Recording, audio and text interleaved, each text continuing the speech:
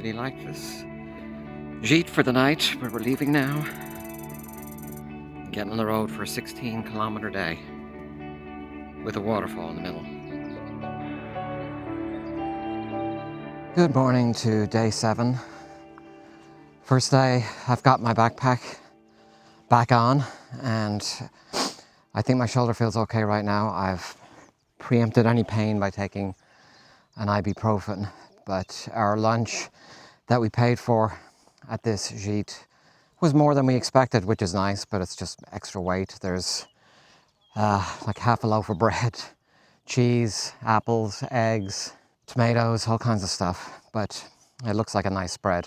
Pretty basic setup last night, but it all worked out. We all slept comfortably, and we had another lovely dinner and a nice social group. 13 was the max in this place. Today they said it's -3 Celsius, but I think the reality is it's about 36 to 34 degrees Fahrenheit. So it's still cold, but luckily enough we have no wind. Lots of birds, as usual, my favorite thing in the morning. Our trip today is about 16 kilometers if we just went straight, but we're thinking of doing an extra, maybe a kilometer and a half to a pretty nice waterfall. And we're thinking we might just go down there and take it easy, because the the gîte where we're staying it's pretty traditional, and I think they open pretty late, and they have no dinner or breakfast, but they do have cooking facilities and stuff like that. So we will make some time to get some supplies while we're out today.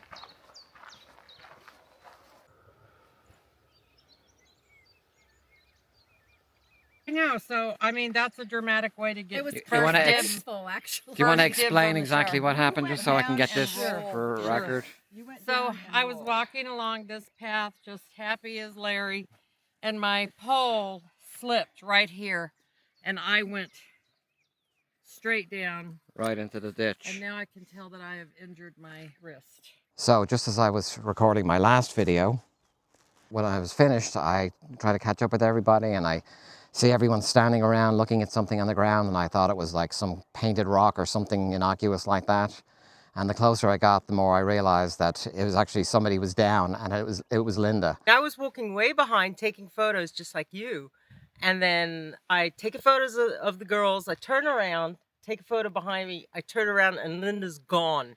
All I see is her head sticking up the side of the road, you know, and I think, where's the rest of her? That's everybody talking about me falling into the ditch, which was very dramatic. So Cindy and Monica came over, ran over. Cindy started pulling. You know, her backpack was holding her down. I was pulling. I couldn't do anything. I couldn't Right. pull her up. Right. Started to pull me in, so I had yeah. to straddle the stream, and I was, Yeah. I saw an episode like that in Star Trek, and it didn't end well. And she started being pulled into the mud. And so then Monica got behind me and pulled on my pack. I heard her fall, but maybe when she was tripping and I turned around, and it was very graceful actually. All I saw was As most of her falls are, go just down, my own witness and here. then an arm go up, and then she was wedged in sideways. I just got underneath her backpack and her arm and pulled her over. Wow. And then she kind of rolled over. And finally, I was able to be lifted and lift myself out of the ditch. So do you see this water over here? Yeah. Are any of you willing to do an actual reenactment? no. That is my very dramatic incident for the day, and I hope it's my last very dramatic incident for the Via Podiensis. How pretty is this? It's very pretty. I was trying to get a picture of. Oh, you mean landscape?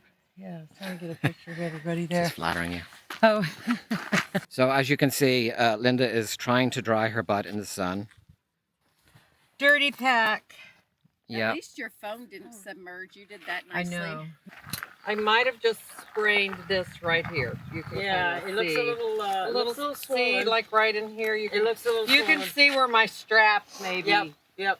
pulled on my thumb. This is Yeah. how you break your thumb when you're going downhill, like I was explaining to you, yeah. because I had the strap on. We're going straight up here, I guess.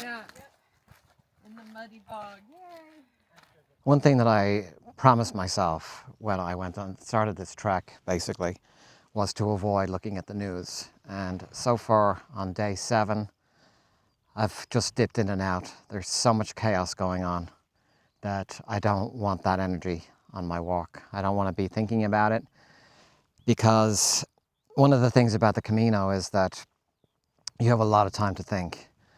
And for me, I think just thinking about being centered and observing the beauty of this place and everything that we see landscape-wise, it's all very calming.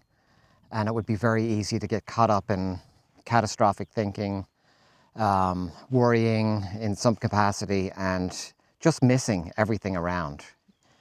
It is amazing how much you can get inside your head and not see what's going on right in front of you. So far I've been successful doing that, and I plan on continuing that. The others have been kind of dipping in and out of it, so I'm just getting the important things, which is really all I need. My goal is to stay centered and breathe, because breathing is good.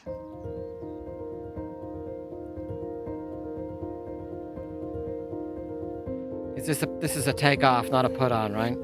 Take off. Stripping stuff.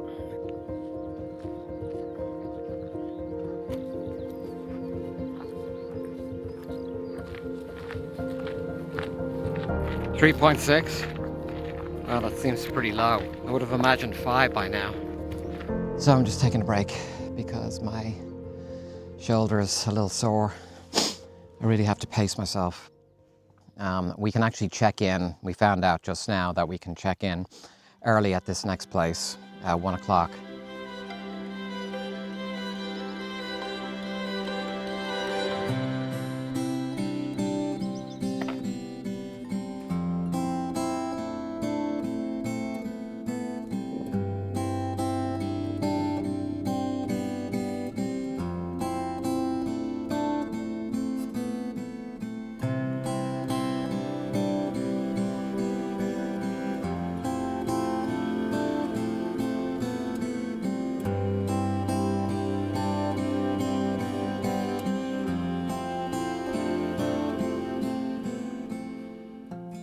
Yeah, right. We've come across signs like this before, and the WCs are not open. That's where we had our lunch break, right on the corner. It hit the spot. Yeah. Ready to roll.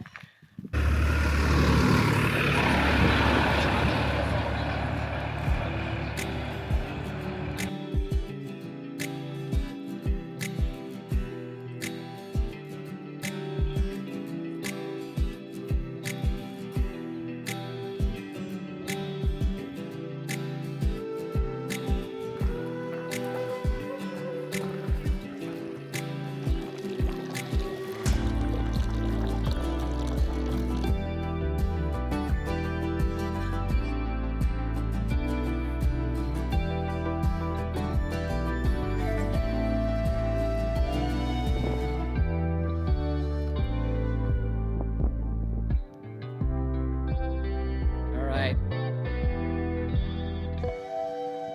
Pilgrims! Go, Pilgrims! Go, go, go! Yay! Quack, quack, quack, quack, quack, quack, quack. Holy cow, this is a day that wouldn't end. It's only supposed to be 15 kilometers. I think it's closer to 16 something. But I think that Linda's fall this morning, and then having to attend to that. And then we took lunch, and there was just a lot of stops, bathroom breaks, all of that stuff. So that just made the day feel very long. So right now it is 1:45. We found out that our place opens at 1 earlier today. So we're just gonna head straight there. We were gonna do the waterfall. At least Nina and I were gonna do it, but it's just, we're already dragging. I feel like we've still got about another hour-and-a-half slog before we get there. So adding a 1.5 or 2 kilometer detour to the fall is just not all that desirable. Both of us are okay with just skipping it and just getting to the place.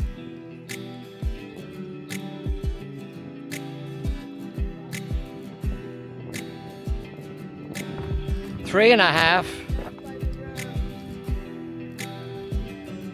Okay.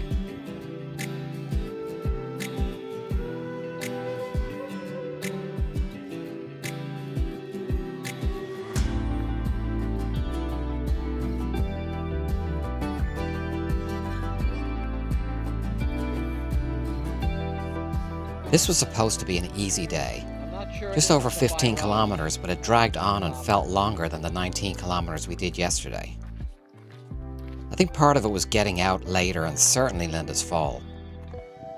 We walked through some remote towns that felt like they were lost in time. Some of them reminded me of homesteads on the west coast of Ireland. Overall, a good day, but man, it kicked our butts. It was the longest short day we've had yet on this journey.